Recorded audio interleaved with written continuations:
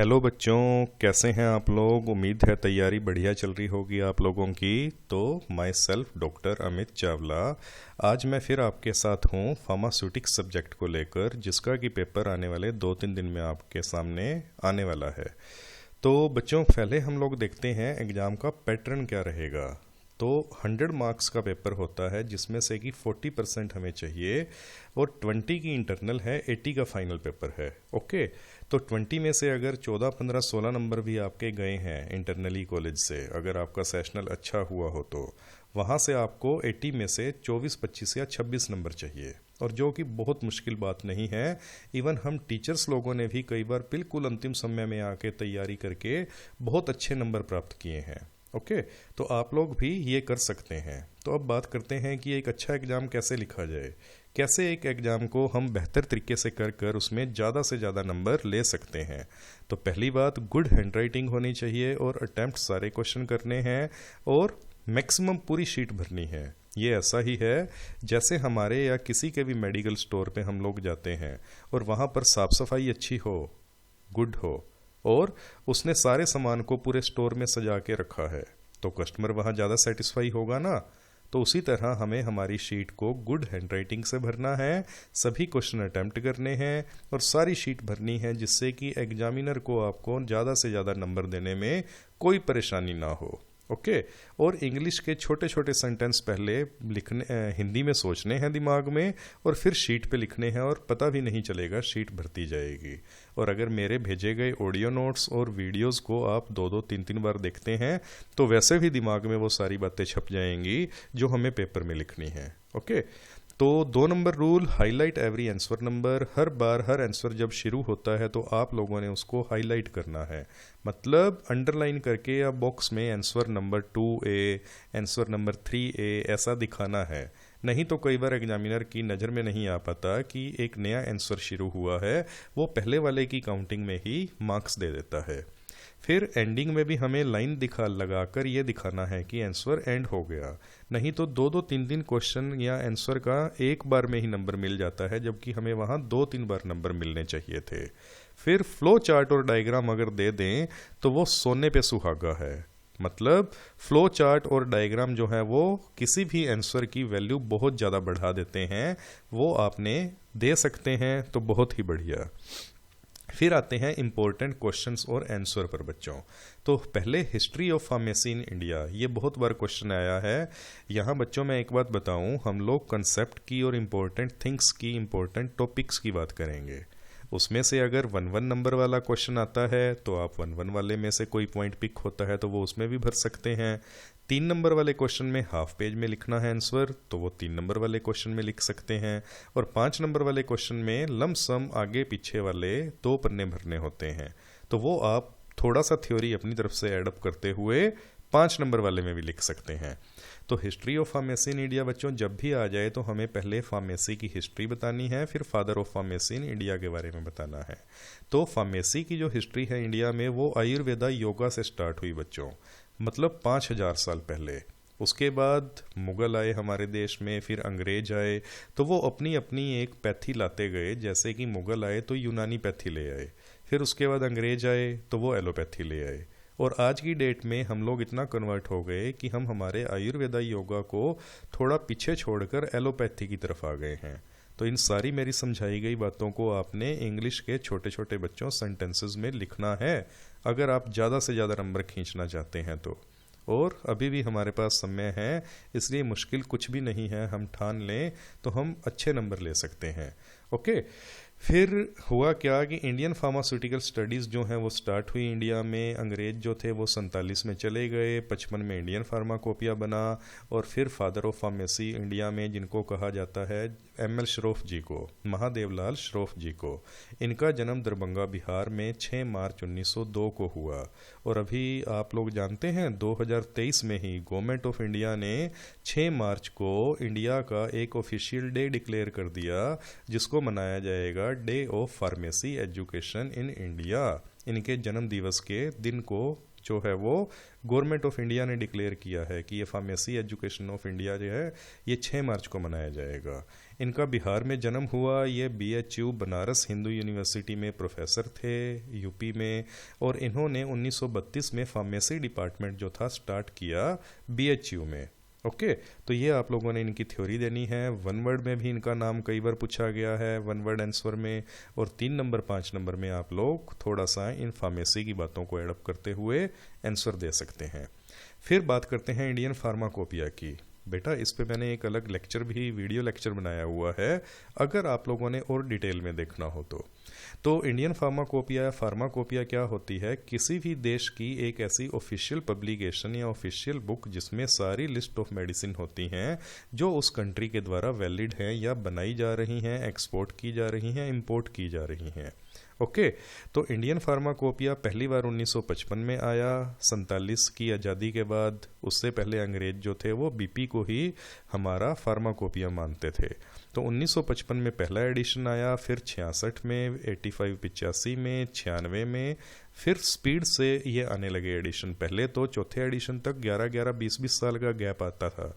फिर उसके बाद जमाना एडवांस हो गया तो 2007 से स्पीड पकड़ी, फिर 5वां 2007 में, 2010, 2014, 2018 और 2022। अभी जो रिसेंटली चल रहा है 9वां एडिशन चल रहा है। संस्करण कहते हैं ना एडिशन को, संस्करण। तो पहला आया 1955 में और अभी 9वां चल रहा है 2022 वाला। ओके, तो इसके साथ बच्चों कुछ एक और पॉइंट्स आ जाते हैं जो आपने डिटेल में भी देने हैं और 1 वर्ड्स में भी दे देने हैं। नेशनल फॉर्मूलरी ऑफ इंडिया पहला एडिशन 1960 में आया। BP जो था वो 1864 में आया। USP 1820 में आया। मार्टिनडेल 1883 में आया।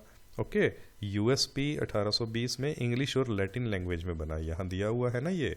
तो ये NFI, मार्टिनडेल, ये क्या होते हैं? कभी एक बार अभी आप एग्जाम पास कीजिए, फिर कभी डिटेल में एक ना इसके लिए एक अच्छा सा शानदार कोई वीडियो लेक्चर बनाएंगे आप लोगों के लिए। ओके, उसके बाद बेटा यहाँ पर यह है कि 1946 में अंग्रेजों ने एक फार्माकोपियल लिस्ट बनाई थी जिसको कि BP का सप्लीमेंट मानकर हमारी कंट्री में चलाया गया। तो फार्माकोपियल लिस्ट जो थी वो इंडियन फार्माकोपियल लिस्ट, इसको IPL बोलते हैं। ओके, तो ये 1946 में आई, आपने ध्यान रखना है। और फिर इंटरनेशनल फार्माकोपिया भी बना एक, WHO ने कहा कि पूरे वर्ल्ड का भी एक होना चाहिए, वो था इंटरनेशनल फार्माकोपिया। तो वो WHO ने 1950 में वॉल्यूम 1 बनाया और 1955 में वॉल्यूम 2 बना दिया। फिर डिसोल्यूशन टेस्ट जो था टेबलेट का, तो वो 3rd एडिशन जब फार्माकोपिया का आया उसमें ऐड किया गया। ओके, तो यहाँ पर हम लोग देख सकते हैं कि जो ये 3rd एडिशन आया 1985 में, इसमें डिसोल्यूशन टेस्ट टेबलेट का ऐड किया गया। राइट बच्चों, तो उसके बाद बिना हम देरी किए आते हैं एक और इम्पोर्टेंट टॉपिक या क्वेश्चन पे, जिसमें वैक्सीन, सीरा और टॉक्सिन आ जाते हैं। तो बच्चों हम लोग बचपन से, हमारे बच्चे, हम लोग सबने वैक्सीन लगवाई है ना। तो ये क्या होते हैं? ये इम्यूनोलॉजिकल प्रोडक्ट हैं, मतलब जो हमारी इम्यूनिटी को बढ़ावा देते हैं। ओके, मतलब कि बाहरी बीमारियां, कोई भी इन्फेक्टियस जो इन्फेक्शन फैलते हैं वो बीमारियां हमें ज़्यादा प्रभावित ना कर सकें, तो उसके लिए हमारी इम्यूनिटी को स्ट्रॉन्ग करने वाले जो प्रोडक्ट होते हैं वो होते हैं इम्यूनोलॉजिकल प्रोडक्ट। ओके जी, जैसे कि वेरी वेरी सिंपल वैक्सीन। तो पहले हम ये समझते हैं इम्यूनिटी क्या होती है। इम्यूनिटी जो है वो बाहरी डिजीज से लड़ने की एक ताकत है, क्षमता है, जो कि डिफेंस मैकेनिज्म होती है हमारी बॉडी की। वो 2 तरह की होती है, जो फिलिप्स में 1 वर्ड में पूछा जाता है, एक्टिव और पैसिव। और पूरी डिटेल जो है वो 3 मार्क्स और 5 मार्क्स में आ जाती है। तो बच्चों active immunity and passive immunity, ये 2 तरह की इम्यूनिटी होती हैं। इम्यूनिटी जो है हमारी रोग प्रतिरोधक क्षमता हमारे शरीर की। ओके, तो एक्टिव इम्यूनिटी मतलब जो कि बनती है, जिसमें जोर आता है, जिसमें एनर्जी लगती है। राइट, और पैसिव जो हमें रेडीमेड मिलती है। ओके, जैसे हम लोग बात करें कि हम लोग बचपन से ही सांस ले रहे हैं और हमारा हार्ट बीट अपने आप हो रहा है, दिल धड़क रहा है, वो पैसिव वर्क है। पर चलना हमें सीखना पड़ता है, किसी से युद्ध करना, लड़ना हमें सीखना पड़ता है, तो वो एक्टिव काम है जिसमें एनर्जी लग रही है। तो सेम फंडा यहाँ है। एक्टिव इम्यूनिटी 2 तरह की होती है, नेचुरल और आर्टिफिशियल।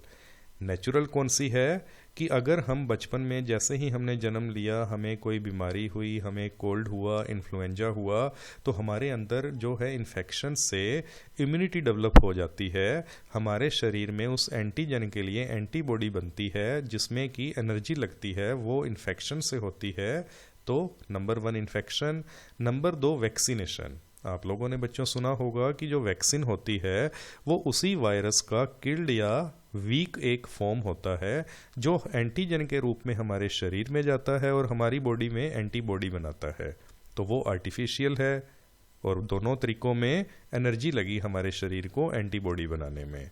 पैसिव इम्यूनिटी कौन सी होती है? एक वो जो बच्चे को मदर से मिलती है, चाहे वो बच्चा पेट में हो तब या फिर जब वो मदर फीड लेता है तब।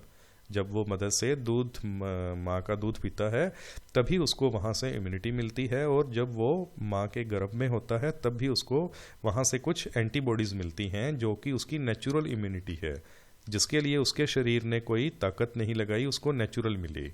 और दूसरी आर्टिफिशियल, जिसमें कि कुछ एंटीबॉडीज़ होती हैं जो लैब में, रिसर्च में, फार्मास्यूटिकल कंपनीज में बनाई जाती हैं और सीधा इंजेक्शन के रूप में दे दी जाती हैं। तो उसमें भी उस पर्सन को कोई जोर नहीं आया, पैसिव सीधा सीधा रेडीमेड मिल गई।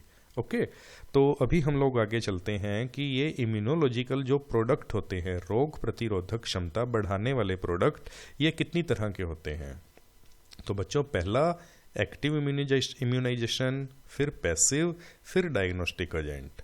अब एक्टिव इम्यूनाइजेशन में बैक्टीरियल वैक्सीन आ जाती हैं, वायरल वैक्सीन आ जाती हैं और टॉक्सोइड आ जाते हैं। आपके सिलेबस में भी है vaccine, Sira and toxoid. Passive में एंटी टॉक्सिन आते हैं, एंटी वायरल सीरम आते हैं, एंटी बैक्टीरियल सीरम आते हैं, ब्लड प्रोडक्ट या डेरिवेटिव्स आ जाते हैं, और डायग्नोस्टिक एजेंट ये अलग से हैं। ठीक, बैक्टीरियल वैक्सीन में वेरी वेरी इंपॉर्टेंट आप लोगों ने ध्यान रखना है BCG vaccine, cholera vaccine, pertussis, typhoid vaccine. फिर वायरल में smallpox vaccine, yellow fever, जो सब हमें बचपन में लगी हुई हैं। सरकार का, गवर्नमेंट का एक चार्ट रहता है ना कि बच्चे को बचपन में कौन कौन सी वैक्सीन लगवानी है। क्यों? क्योंकि ये जरूरी है रोग प्रतिरोधक क्षमता बढ़ाने के लिए। जैसे कि इंडियन गवर्नमेंट काफ़ी हद तक या पूरी तरह पोलियो को जो है रिमूव कर चुकी है इंडिया से, तो वो वैक्सीन के थ्रू ही हुआ। तो अभी हम ये देखते हैं कि वैक्सीन, टॉक्सोइड और एंटी टॉक्सिन और सीरा, इन सब में क्या डिफरेंस है बच्चों। जितने भी हमें बचपन में इंजेक्शन लगते हैं हम सबको वैक्सीन मानते हैं क्योंकि वो पॉपुलर वर्ड है, पर उनमें से कुछ टॉक्सोइड होते हैं, एंटी टॉक्सिन होते हैं, सीरा होते हैं। तो वैक्सीन क्या होता है बच्चों? किसी भी बैक्टीरिया या वायरस का किल्ड या इनएक्टिवेटेड फॉर्म, मतलब या तो वो किल्ड बैक्टीरिया या वायरस होगा और या फिर उसको इनएक्टिव किया जाएगा, जिसको एटीन्यूएटेड भी बोलते हैं। तो उसका वो एक फॉर्म होगा बैक्टीरिया वायरस का, जिसको कि वीक करके किसी एक सोलवेंट में मिलाकर और इंजेक्शन के रूप में दिया जाएगा, और वो हमारे शरीर में जाकर हमारे शरीर के साथ जो है वो इम्यूनिटी डेवलप करेगा और बॉडी में, हमारे शरीर में एंटीबॉडी डेवलप करेगा। जो बाहर से ये किल्ड या इनएक्टिवेटेड बैक्टीरिया वायरस दिए जा रहे हैं, इनको एंटीजन कहते हैं। जो हमें बाहर से इन्फेक्शन मिलता है उसको एंटीजन कहते हैं।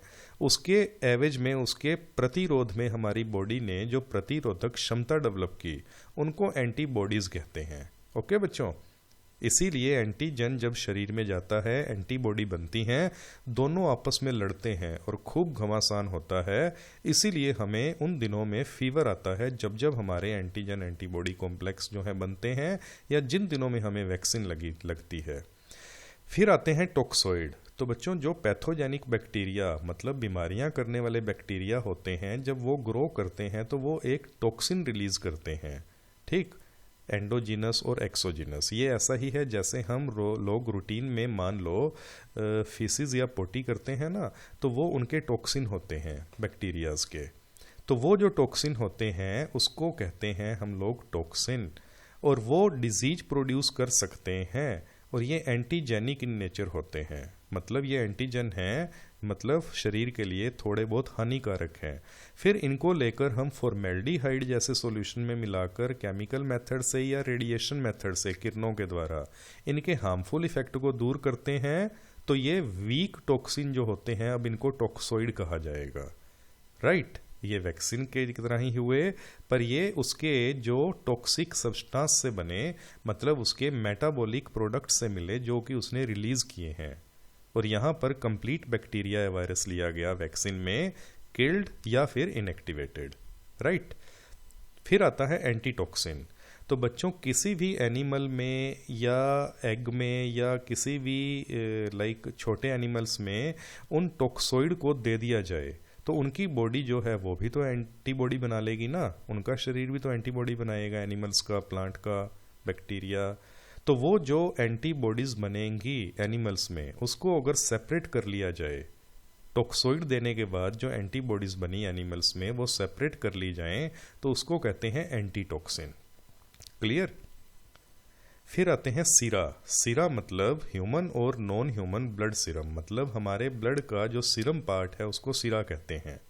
और यही अगर हम लोग जो है एंटीबॉडीज किसी एनिमल में पहले डेवलप कर लें, मींस किसी एनिमल में जैसे कि हॉर्स ज़्यादातर यूज़ होता है, घोड़ा, उसमें कुछ एंटीजन देकर एंटीबॉडीज डेवलप कर लें और फिर उसका सीरा या सीरम अलग कर लें जिसमें कि एंटीबॉडीज भी हों, जिनको कि मोनोक्लोनल और पॉलीक्लोनल एंटीबॉडीज बोला जाता है, तो उसको हम लोग कहते हैं एंटी सीरम, एंटी सीरा या anti serum.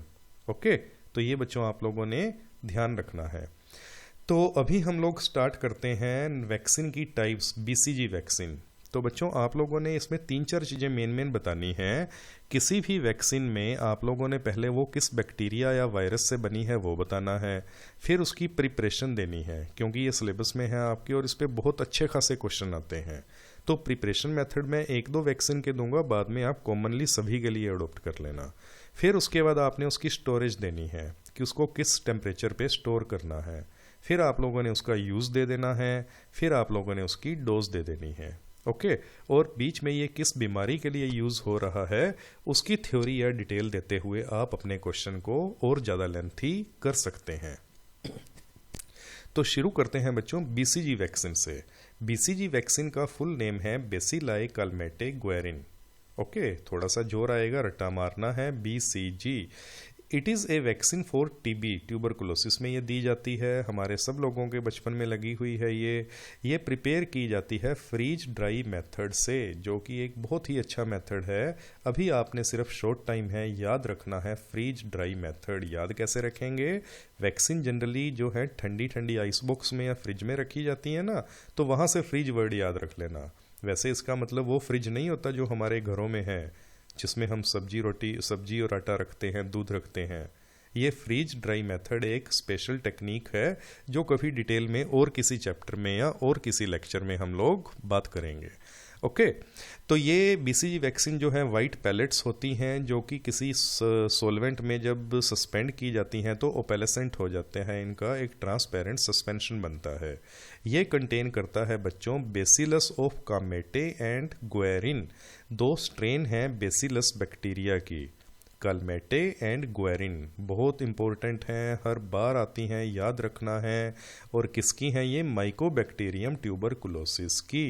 Okay, culture of the bacillus of Calmette and bacillus of Guerin, strain of Mycobacterium tuberculosis. ये मेन वो बैक्टीरिया है जो कि टीबी कोज करता है, माइकोबैक्टीरियम ट्यूबरकुलोसिस। उसकी ये 2 स्ट्रेन हैं, कैलमेटे एंड गुएरिन, ये आप लोगों ने ध्यान रखना है। फिर स्टोरेज कहाँ कैसे की जाती है? कोल्ड, मीन्स इसको कोल्ड टेम्परेचर पे रखा जाता है जो होता है 2 to 8, 2 से 8 डिग्री सेल्सियस। फिर बीसीजी वैक्सीन का यूज़ क्या है? इम्यूनिटी को बढ़ाने में, इम्यूनाइज करने में, किसके अगेंस्ट? टीबी, ट्यूबरकुलोसिस के अगेंस्ट, ठीक है, जिससे कि हमें टीबी ना हो। बचपन में ही हमें टीबी वाले बैक्टीरिया का एक किल्ड या एटीन्यूएटेड जो है इंजेक्शन लगा दिया जाता है। ये कमज़ोर सा हमारे शरीर में जाता है और हमारी बॉडी में एंटीबॉडी बन जाती हैं। ये ऐसा ही है बच्चों जैसे एक छोटे बच्चे को सीधा अगर किसी बड़े पहलवान से लड़ा दिया जाए तो वो हार जाएगा या मर जाएगा ना। और यही पहले छोटी छोटी कमज़ोर अगर लड़ाइयाँ लड़ाई जाएं, कमज़ोर पहलवान से लड़ाया जाए या कमज़ोर व्यक्ति से लड़ाया जाए तो उसके अंदर इम्यूनिटी डेवलप हो जाएगी। तो सेम कमज़ोर बैक्टीरिया या वायरस के इंजेक्शन दिए जाते हैं वैक्सीन के दौरान और हमारा शरीर उसके अगेंस्ट उसके विरुद्ध एंटीबॉडी डेवलप करता है, और फिर बड़े होकर जब हमें रियल में वहाँ पर टीबी या उसका पोलियो का वायरस या टीबी के बैक्टीरिया से सामना करना पड़े, तो हमारे शरीर में वो क्षमता होती है कि हम उससे लड़ सकें। इन बातों को भी आप लोग यहाँ लिख सकते हैं। डोज 0.1 ml, और इसको इंट्राक्यूटेनियस इंजेक्शन IC इंजेक्शन के थ्रू दिया जाता है। फिर बच्चों आता है कोलेरा वैक्सीन। तो पहले एक बात करते हैं, कोलेरा क्या होता है। हैजा, हैजा सुना है ना, पहले बहुत ये बीमारी फैलती थी, हैजा फैल गया, राइट। तो आप लोग कभी अपने पापा या दादा से पूछना, पुराने ज़माने में महामारियां जो फैलती थी, पेंडेमिक जो फैलते थे, उसमें हैजा भी बहुत बड़ी प्रॉब्लम थी, कोलेरा। तो कोलेरा वैक्सीन जो है वो कलरलेस होती है, ओपेलेसेंट होती है, और इसका सस्पेंशन जो है वो किल्ड विब्रियो कोलेरा से बना है। विब्रियो कोलेरा जो है वो माइक्रो ऑर्गेनिज्म है जिसकी किल्ड फॉर्म से ये कोलेरा वैक्सीन बनी है, ठीक है। इसकी प्रिपरेशन कैसे की जाती है, ये एक सस्पेंशन होता है किसका, कोलेरा विब्रियोस। यहाँ भी 2 स्ट्रेन हैं, कोलेरा इनेबा एंड कोलेरा ओगावा। ये वर्ड याद रखने हैं। जैसे आपने यहाँ पर BCG वैक्सीन में 2 शब्द याद रखे ना, कामेटी एंड गुएरिन, तो यहाँ इनाबा एंड ओगावा भी याद रखना है, ओके। तो स्टोरेज 2 से 8 डिग्री सेल्सियस लगभग सेम रहता है सभी वैक्सीन का, लगभग, सभी में नहीं, लमसम सेम रहता है। और ये कोलेरा डिजीज हैजा में यूज़ होती है। 0.5 ml जो है इसकी डोज दी हुई है। फिर बच्चों एक वैक्सीन आती है हमारी पर्ट्यूसिस वैक्सीन, जो कि हुपिंग कफ में दी जाती है, जिसको काली खांसी बोलते हैं। गंदी खांसी, काली खांसी होती है ना, तो उसमें हुपिंग कफ बोला जाता है, उसको पर्ट्यूसिस डिजीज बोला जाता है। उसकी वैक्सीन को कहते हैं पर्ट्यूसिस वैक्सीन। ये प्रिपेयर की जाती है किससे, एक माइक्रो ऑर्गेनिज्म जो कि हुपिंग कफ, काली खांसी के लिए जिम्मेवार है, बोर्डेटेला पर्ट्यूसिस। इसका एक कल्चर मीडिया बनाया जाता है और इससे इस वैक्सीन को बनाया जाता है, ओके। तो प्रिपरेशन और वो सब अब आप लोग इंटेलिजेंट हैं, अपने आप बना लेंगे। Use, preparation, storage, everything, dose. अब हम आते हैं सीधा टाइफाइड वैक्सीन पे। इनके बैक्टीरिया वायरस आपने जरूर याद रखने हैं बच्चों। तो टाइफाइड वैक्सीन जो है वो, आप लोगों ने टाइफाइड फीवर सुना होगा, जो कि होता है साल्मोनेला टाइफी से। ये माइक्रो ऑर्गेनिज्म है, तो इससे टाइफाइड वैक्सीन बनती है। पोलियो, बचपन में हम लोगों ने ड्रॉप्स पी हुई हैं, तो पोलियो माइलिटिस वैक्सीन ये किससे बनती है, स्ट्रेन होता है पोलियो का, polio myelitis virus. Type 1, 2, 3 3 type होती हैं। ये 1 वर्ड्स क्वेश्चन में, 3 नंबर में, 5 नंबर में, जहाँ भी आए आप लोगों ने उसके अकॉर्डिंग फिट कर देना है इन आंसर को। फिर बच्चों आती हैं small pox vaccine. Small pox vaccine क्या होती है, पहले तो देखते हैं स्मॉल पॉक्स क्या होता है। हम लोगों ने बचपन में देखा है ना कि हमारे दाने निकलते थे, तो आज की डेट में आजकल बच्चों को बहुत कम निकलते हैं, पूरे शरीर पे दाने निकलते थे, तो उसको कहते थे बड़ी माता। तो वो होता था चेचक। तो बेटा चेचक जो है वो 2 तरह का होता था बचपन में, बड़ी माता और छोटी माता।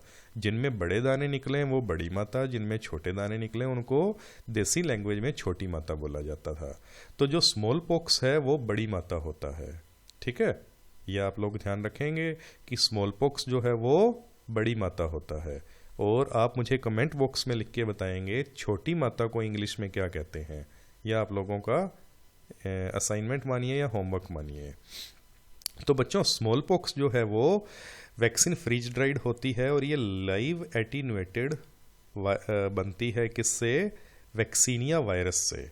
लाइव एटीन्यूएटेड मतलब किल्ड नहीं है ये वायरस, लाइव है, जिंदा है, पर एटीन्यूएटेड है, उसको इनएक्टिव किया गया है, कमज़ोर किया गया है किसी केमिकल या रेडिएशन मेथड से।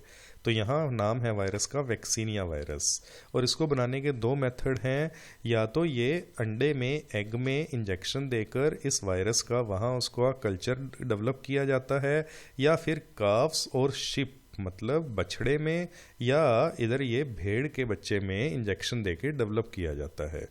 ज़्यादातर वैक्सीन जो होती हैं बच्चों वो अंडों में, एग्स में, या किसी जानवर के छोटे बच्चे में इंजेक्शन देके डेवलप की जाती हैं। और उसके बाद जब वो बैक्टीरिया उनमें ग्रो कर जाता है तो उसके इनएक्टिव फॉर्म से या किल्ड फॉर्म से वैक्सीन बनाई जाती हैं, राइट। फिर बच्चों आती हैं येलो फीवर वैक्सीन। तो येलो फीवर वैक्सीन क्या होती है, जो कि येलो फीवर में दी जाती है। येलो फीवर क्या होता है, लाइक विथ, मतलब ये एक तरह से लीवर को अफेक्ट ज़्यादा करता है येलो फीवर जो है। तो वो लीवर जो को ज़्यादा अफेक्ट करता है और इसको येलो फीवर इसलिए बोला जाता है इसमें पीलिया जैसी या जॉन्डिस जैसी कुछ सिम्टम्स आ जाती हैं येलो कलर की, इसलिए इसको येलो फीवर बोला जाता है।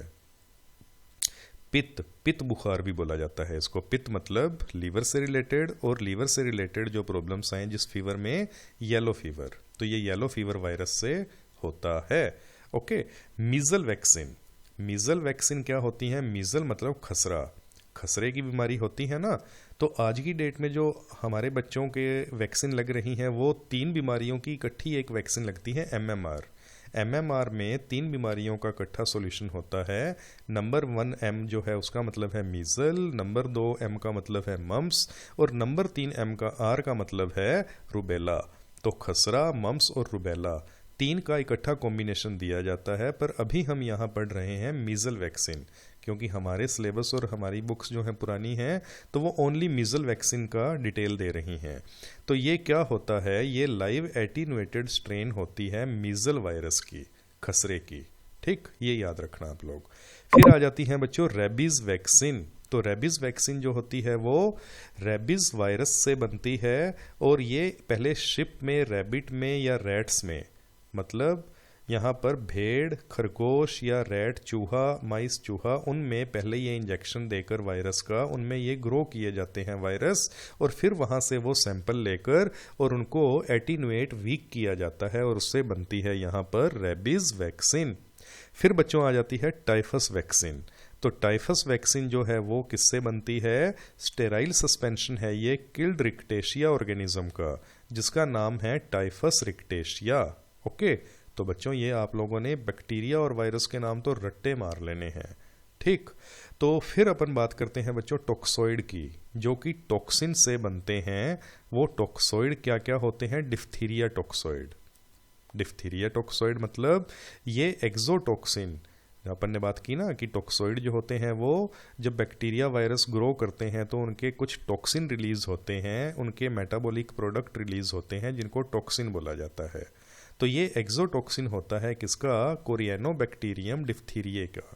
कोरियानोबैक्टीरियम डिफ्थीरिया ये यहाँ पर एक माइक्रो ऑर्गेनिज्म है जिससे कि डिफ्थीरिया होता है, और इसी से ही हम लोग डिफ्थीरिया का टॉक्सोइड बनाते हैं।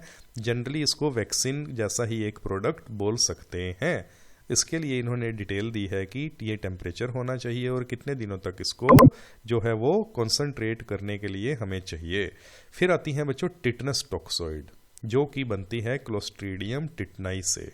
क्लोस्ट्रीडियम टिटनाई, टिटनस का इंजेक्शन लगता है ना बच्चों, जब किसी की लोहे से या जंगाल वाले लोहे से किसी को कट लग जाए, या हमारी साइकिल चलाते समय हमें साइकिल की चेन या लोहा लग जाए, तो वो टिटनस के इंजेक्शन लगते हैं जो कि क्लोस्ट्रीडियम टिटनाई से बनते हैं। अब बच्चों 3 तरह के टेस्ट आ जाते हैं जो कि वैक्सीन और इम्यूनोलॉजिकल प्रोडक्ट से ही रिलेटेड हैं, तो उनकी हम शॉर्ट में बात करते हैं।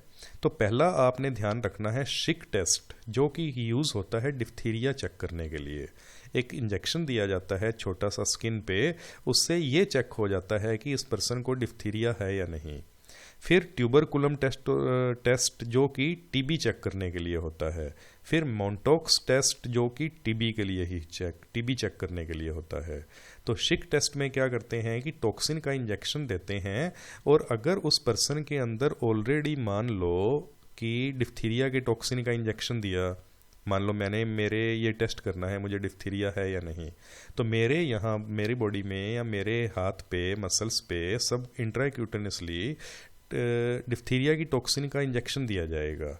और अगर मेरे अंदर एंटीबॉडीज़ ऑलरेडी हैं, बचपन में मेरी वैक्सीन लगी हुई है, तो मेरे अंदर ये टॉक्सिन जाते ही वो एंटीबॉडी और एंटीजन जो हैं दोनों में लड़ाई हो जाएगी, दोनों युद्ध करेंगे।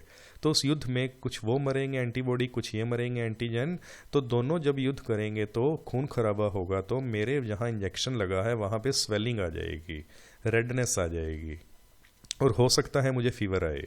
तो इसका मतलब मेरे अंदर वो एंटीबॉडीज़ थी, तो मैं ये कह सकता हूँ कि मुझे डिफ्थीरिया मतलब नहीं है। समझ पा रहे हैं? तो शिक टेस्ट ये चेक करने के लिए होता है कि इस पर्सन के अंदर डिप्थीरिया की एंटीबॉडीज़ हैं या नहीं है।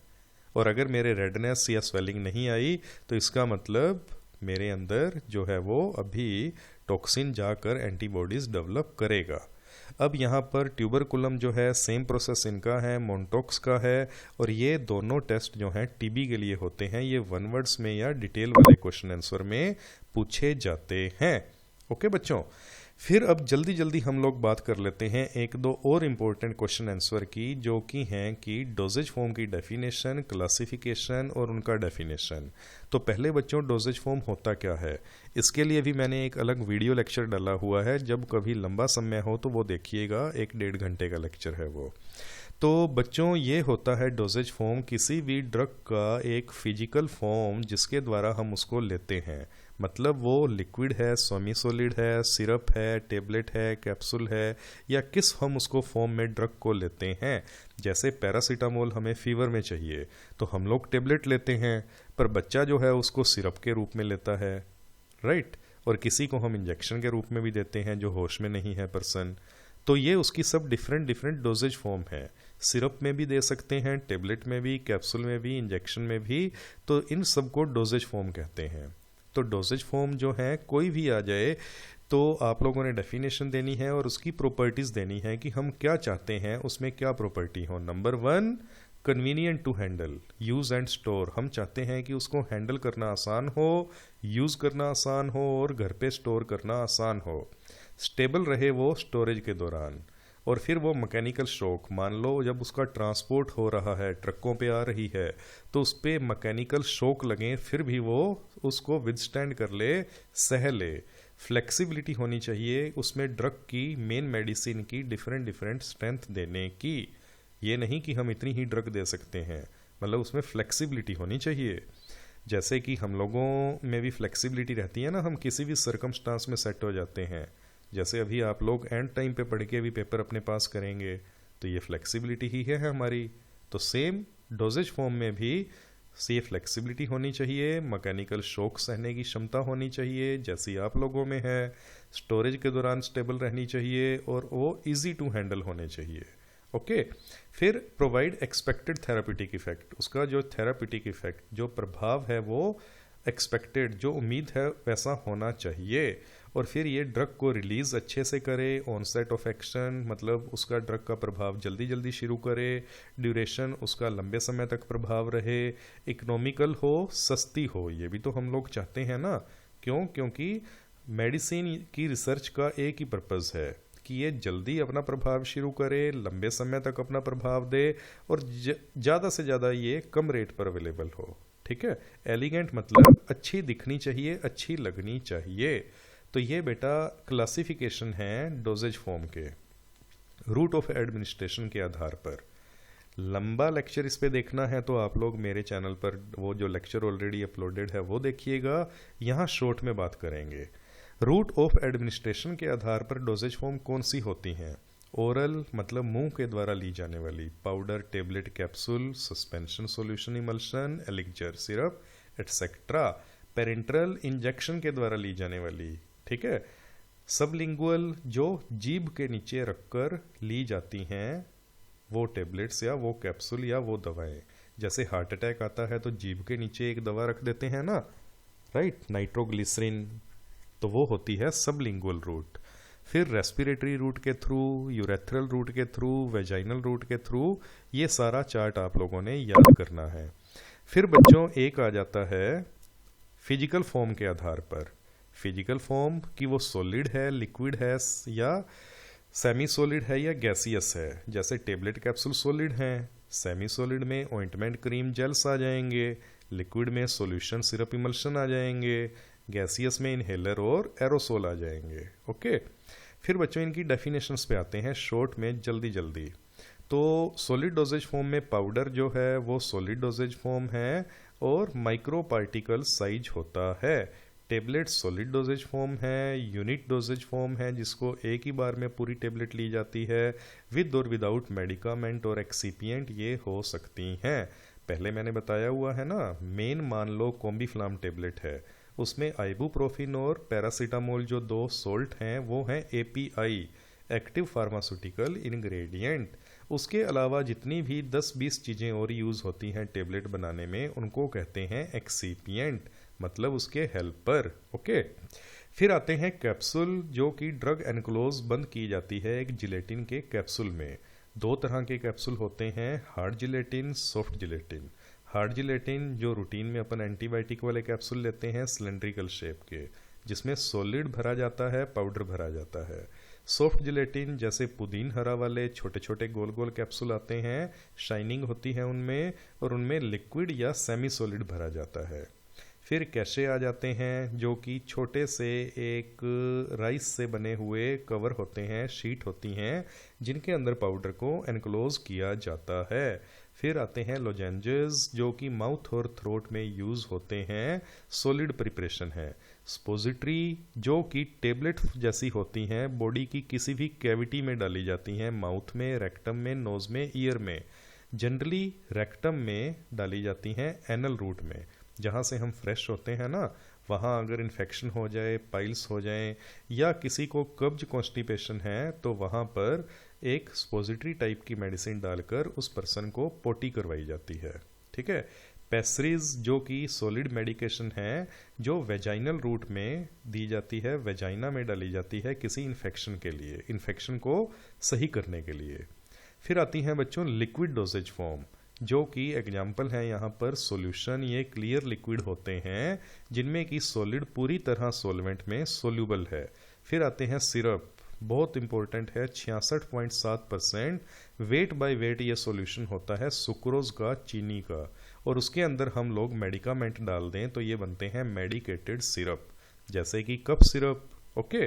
फिर आते हैं बच्चों एलिक्सर, जो कि सेम सिरप जैसी प्रिपरेशन होती हैं, पर इनमें अल्कोहल होता है साथ में। क्यों? क्योंकि इनके अंदर वो दवाइयाँ होती हैं जो अकेले पानी में सोल्यूबल नहीं होती, तो वो हाइड्रो एल्कोहलिक होती हैं, मतलब हाइड्रो पानी भी है और अल्कोहल भी है, तो वो बनते हैं एलिक्सर। ओके। फिर बच्चों आते हैं इमल्शन।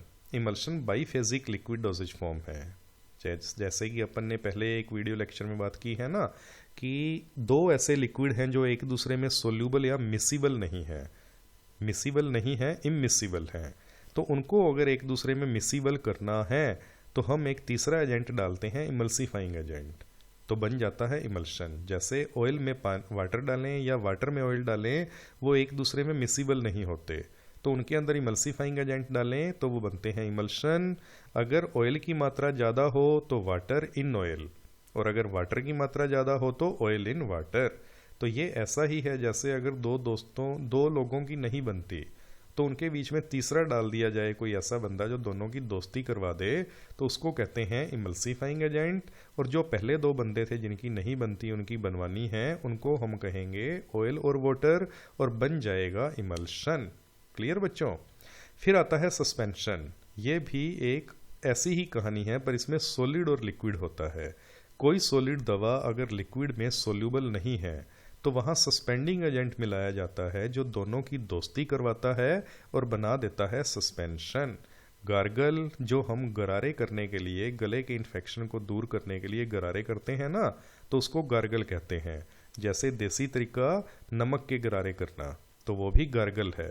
लिंक्टस, ये गले के लिए यूज़ की जाती हैं, गले में थोड़ी देर के लिए रखी जाती हैं, ऐसी प्रिपरेशन जो विस्कस होती हैं, गाढ़ी होती हैं, और कफ के लिए ज़्यादातर यूज़ की जाती हैं। लोशन, लिनीमेंट, ये जो हैं सेमी सॉलिड में आ जाएंगे। ओनली लोशन, सॉरी, ये सेमी सॉलिड में आएगा। लिनीमेंट जो है ये लिक्विड में आ जाएगा, जो शरीर पे रब किया जाता है किसी दर्द निवारक के रूप में, पेन किलर के रूप में, पेन को हटाने के लिए। ठीक है। फिर माउथ वॉश, माउथ की स्मेल को हटाने के लिए, हाइजीनिक के लिए माउथ वॉश यूज़ किए जाते हैं। नेज़ल ड्रॉप, ईयर ड्रॉप, ये नाक में, ईयर ड्रॉप जो है कान में, आई ड्रॉप आँख में यूज़ होती हैं। ओके बच्चों। फिर आ जाती हैं ऑइंटमेंट, क्रीम्स, पेस्ट और जेल, ये सेमी सॉलिड डोजेज फॉर्म है। तो क्रीम भी जो है वो वाटर इन ऑयल और ऑयल इन वाटर दो तरह की होती है। पेस्ट जो है वो उसमें सॉलिड कंटेंट ज़्यादा होता है, जैसे हमारा टूथपेस्ट, सुबह सुबह उठते ही करते हो ना टूथपेस्ट, तो उसमें कैल्शियम कार्बोनेट है, सॉलिड का कंटेंट ज़्यादा हो तो वो बनता है पेस्ट। जेल जो है वो वेरी स्पेशल फॉर्मुलेशन है जिसमें लिक्विड को सॉलिड में इनकॉर्पोरेट किया जाता है, राइट। तो ये ट्रांसपेरेंट एक फॉर्मुलेशन बनती है जेल। जैसे कि बच्चों के लिए जेलीज आती हैं ना, तो वो यही डोजेज फॉर्म है या यही फॉर्मुलेशन है। फिर बच्चों आ जाती हैं गैसियस डोजेज फॉर्म, जो गैस फॉर्म में होती हैं, जैसे एरोसोल इनहेलेशन और स्प्रे में आ जाएंगी। जैसे आज की डेट में मूव और ये पेन किलर वाली मूव और वोलिनी जो है स्प्रे रूप में आती हैं। एरोसोल जो डिओड्रेंट डीओ यूज़ करते हैं हम लोग, जिसके अंदर सॉलिड या लिक्विड को एक गैस में पैक कर दिया जाएगा विद प्रेशर और वो एटोमाइजर बन जाएगा और छोटी छोटी बूंदों के रूप में दवा को छोड़ेगा, एरोसोल। ओके, तो बच्चों जल्दी से जल्दी अब हम लोग आते हैं एनडीडीएस पे। तो ये सारी जो ऊपर आप लोगों ने बच्चों फॉर्मुलेशन या जितनी भी ये डोजेज फॉर्म पढ़ी, ये सब पुराने तरीके हैं जो हम लोग कई सालों से यूज़ कर रहे हैं। अब आज की डेट में कुछ नए नए मेथड्स आ गए हैं जिनको कहते हैं एनडीडीएस। जैसे पहले हम लोग एंटरटेनमेंट के लिए टीवी देखते थे, फिर सिनेमा आ गए, आजकल ओटीटी प्लेटफॉर्म आ गया, तो टाइम टू टाइम नए नए मेथड आते हैं। तो एक नया जो टाइप है वो है NDDS, novel drug delivery system, जो कि आपके सिलेबस का इम्पोर्टेंट पार्ट है और इस पर बहुत बार क्वेश्चन आया हुआ है। तो एनडीडीएस जो वो क्या है, एक इनोवेटिव नया फॉर्मुलेशन जो आरएनडी में डेवलप हुआ, नई टेक्नोलॉजी से आया और नए मेथड के साथ आया। बेनिफिट क्या है बच्चों इसके, ये बायो अवेलेबिलिटी को बढ़ाता है, मतलब हमारी बॉडी में ड्रग की कॉन्सेंट्रेशन जल्दी से जल्दी ज़्यादा से ज़्यादा पहुंचाता है। कंट्रोल डिलीवरी है, मतलब जितनी देर बाद जितनी दवा हम चाहें उतनी रिलीज़ करवा सकते हैं इन मेथड्स के द्वारा। और ये ट्रांसपोर्ट करता है एग्जैक्टली उसी साइट पे ड्रग को जहां हमें ज़रूरत है। इजी टू एडमिनिस्टर है, इसको लेना खाना आसान है, सेफ एंड रिलायबल है और कॉस्ट भी इसकी बहुत नॉमिनल पड़ती है। तो इसकी जो डिफरेंट एनडीडीएस में फॉर्म्स हैं, जल्दी से बच्चों पढ़ते हैं। Number 1 liposome. तो लाइपोसोम क्या होता है, यहाँ आप डायग्राम देख पा रहे हैं। हाइड्रोफोबिक मतलब पानी का एंटी, लिपिड जैसी दवाएं या लिपिड वाला पार्ट। हाइड्रोफिलिक मतलब पानी जैसा या पानी में सोल्यूबल होने वाली दवाएं या पानी जैसा पानी सोल्यूबल वाटर सोल्यूबल पार्ट। तो ये ब्लू वाला जो हिस्सा है ये सारा ये है हाइड्रोफिलिक ड्रग, मतलब जो वाटर सोल्यूबल है या वाटर जैसे सोलवेंट में सोल्यूबल है। हाइड्रोफोबिक ये रेड वाली दवा जो कि लिपिड में सोल्यूबल है। तो यहाँ पर लाइपोसोम जो होते हैं वो लिपिड की स्ट्रक्चर होती है और छोटे छोटे ऐसे वेसिकल होते हैं जिनके अंदर दवा फिट कर दी जाती है और इनको हमारे शरीर में दिया जाता है ताकि धीरे धीरे ड्रग रिलीज होती रहे और हमें लंबे समय तक दवा लेने की जरूरत ही ना पड़े। क्यों? क्योंकि जब हम किसी बीमारी से फेस हो रहे होते हैं तो हमें डॉक्टर दिन में 4 बार दवाइयाँ बोलता है, बड़ी इरिटेशन होती है ना, और कई बार आधी रात को उठ के भी तीसरी चौथी डोज लेनी पड़ती है। तो हम लोग क्या चाहते हैं कि एक बार दवा ली 4, 5, 10 दिन काम चल जाए। तो ये लाइपोसोम फाइटोसोम उसी के लिए दिए जाते हैं। ओके, दवा को लिपिड में और हाइड्रोफिलिक पार्ट में पैक कर दिया जाता है और धीरे धीरे वो रिलीज होती रहती हैं। फाइटोसोम ये लाइपोसोम जैसा ही होता है बच्चों, बस इसमें यह है कि फाइटो फार्मास्यूटिकल होते हैं। फाइटो मतलब हर्बल, मतलब हर्बल वाले जो हिस्से या ड्रग हैं उनको अगर ऐड कर दिया जाए तो उनको हम लोग कहते हैं फाइटोसोम।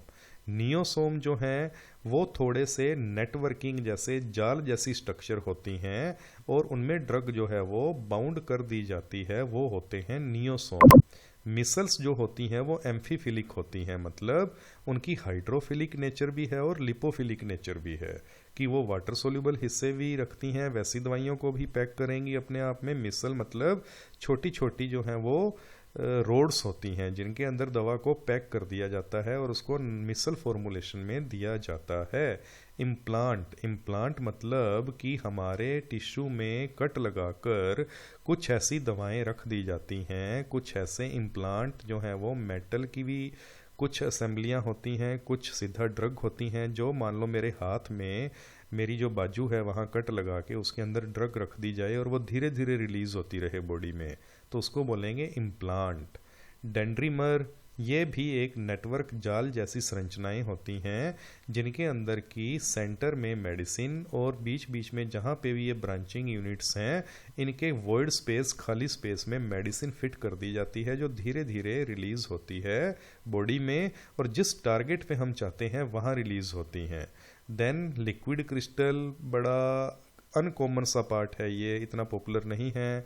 नैनो पार्टिकल जिनका साइज नैनो में हो, नैनोमीटर, बहुत छोटे पार्टिकल हों, तो जितने छोटे पार्टिकल होंगे उतने ही वो तीखे होंगे, उतना ही वो टारगेटेड ड्रग डिलीवरी होगा बॉडी के जिस टिश्यू में, जिस हिस्से में हम चाहते हैं, जिस सेल में हम चाहते हैं वहाँ जाके वर्क करेंगे। फिर बच्चों आ जाते हैं हाइड्रोजेल जो कि मैश नेटवर्क होता है हाइड्रो पानी जैसी एक लिक्विड और जेल्स का।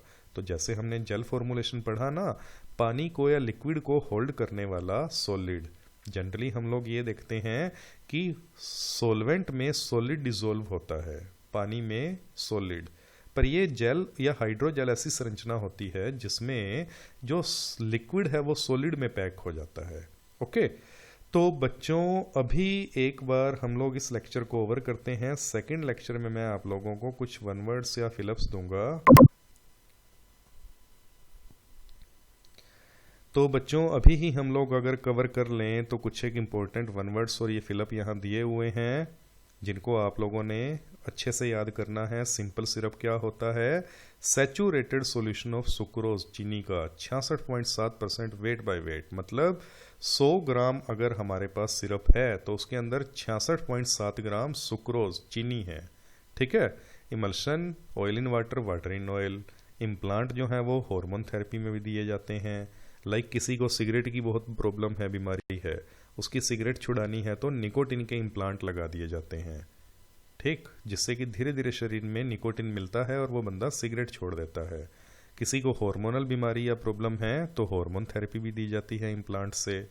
फिर ये है कि क्रीम जो होती है वो ऑयली क्रीम हो तो वो वाटर इन ऑयल होती है क्योंकि उसमें ऑयल ज़्यादा होता है, और अगर वहाँ पे एक्वस क्रीम है तो वाटर ज़्यादा होगा, वो ऑयल इन वाटर होती है। ठीक। फिर कुछ एक कंटेनर ऐसे आते हैं, कंटेनर भी अपना एक चैप्टर है। तो लाइट रेजिस्टेंट कंटेनर जो लाइट को रेजिस्ट करें, या उनको एम्बर ग्लास कंटेनर भी बोला जाता है। तो वो क्या होते हैं? फोटो सेंसिटिव प्रोडक्ट के लिए यूज़ होते हैं। एयर टाइट कंटेनर जो होते हैं उनको हर्मेटिक कंटेनर भी बोला जाता है। ठीक। सेलोफोन शीट जो होती हैं वो स्ट्रिप बनाने में काम आती हैं टेबलेट की। टेबलेट आप लोगों ने कई बार दो तरह की पैकिंग देखी होगी ना, एक तो कॉम्बीफ्लाम वाली पैकिंग जो ऐसे कड़क होती है, जिसको ज़्यादा फोल्ड करें तो टेबलेट उसमें से कड़क नेस से बाहर आ जाती है, कॉम्बीफ्लाम। और एक डिस्प्रिन जैसा पत्ता होता है, तो कॉम्बीफ्लाम जैसे पत्ते को जो है हम लोग बोलते हैं ब्लिस्टर, और जो डिस्प्रिन वाला पत्ता होता है जिसको फोल्ड वोल्ड करें कोई उस पर फ़र्क नहीं पड़ता, वो फ्लेक्सिबल होता है, उसको बोलते हैं स्ट्रिप। ठीक है। तो ये सेलोफोन शीट से बनती हैं। और कॉर्क जो किसी बोतल के ऊपर बंद करने के लिए काम में लिया जाता है, उसको वो किससे मिलता है? ओक ट्री से, ये ध्यान रखना है। साइज रिडक्शन एक चैप्टर है जिसमें पेस्टल मोटर, मतलब दोरी सोटा होता है ना घर में, तो उसके तरह एक पेस्टल मोटर होता है, उसमें कंप्रेशन मैकेनिज्म से साइज रिड्यूस होता है। हैमर मिल जो है वो साइज रिड्यूस करती है इम्पैक्ट मैकेनिज्म से। ठीक, ये आप लोगों ने ध्यान रखना है।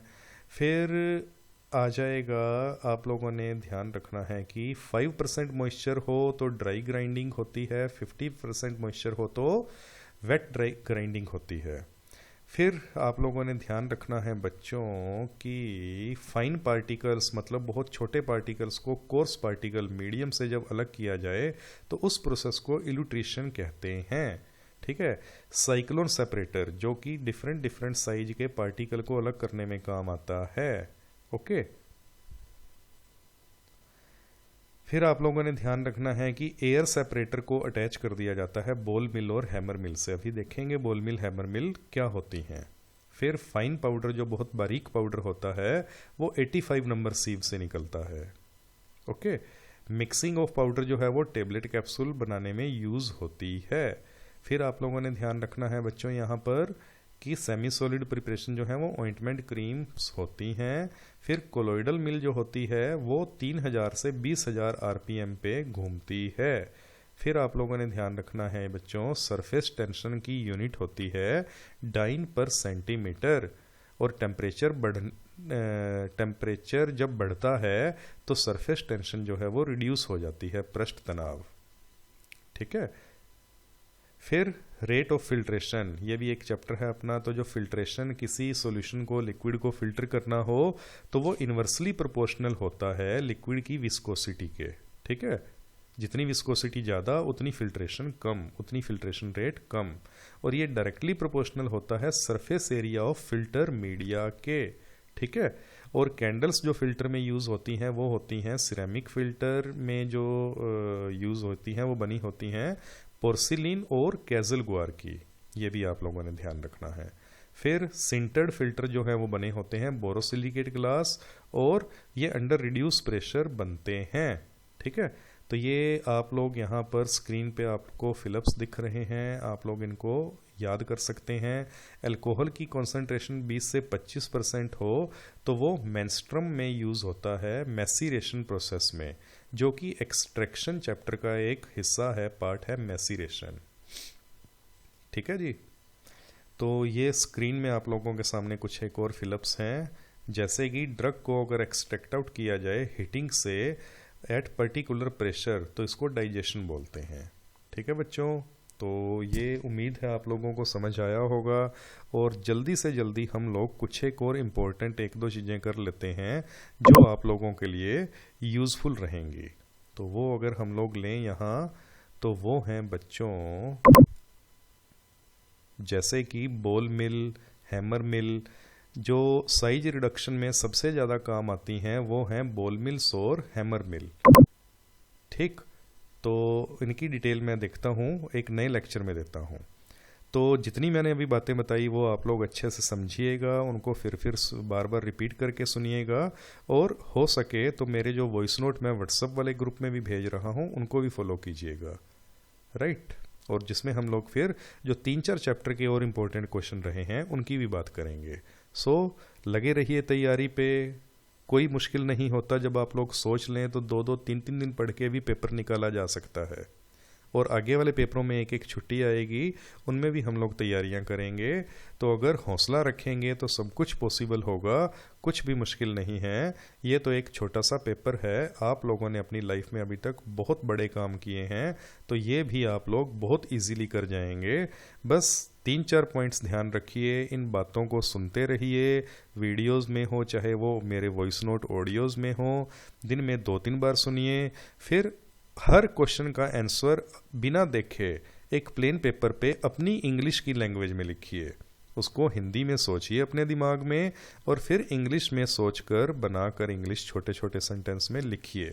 तो आप लोगों का बच्चों होमवर्क है, आज आप लोग क्या करेंगे, जितनी भी 15-20 मिनट डोजेज फॉर्म पढ़ाई उनको आप एक प्लेन पेपर पर 2-2, 3-3 लाइन में उनका डेफिनेशन लिखेंगे। ये आपका होमवर्क है, जिससे कि आपको क्लियर होगा कि आप इंग्लिश लिखने में कितने एक्सपर्ट हैं, क्योंकि पेपर हमें इंग्लिश में ही अटेम्प्ट करना है। So thank you very much. आप लोग रिपीट करिए, अपने सिलेबस अच्छे से करिए। Okay. Wish you all the best. Thank you.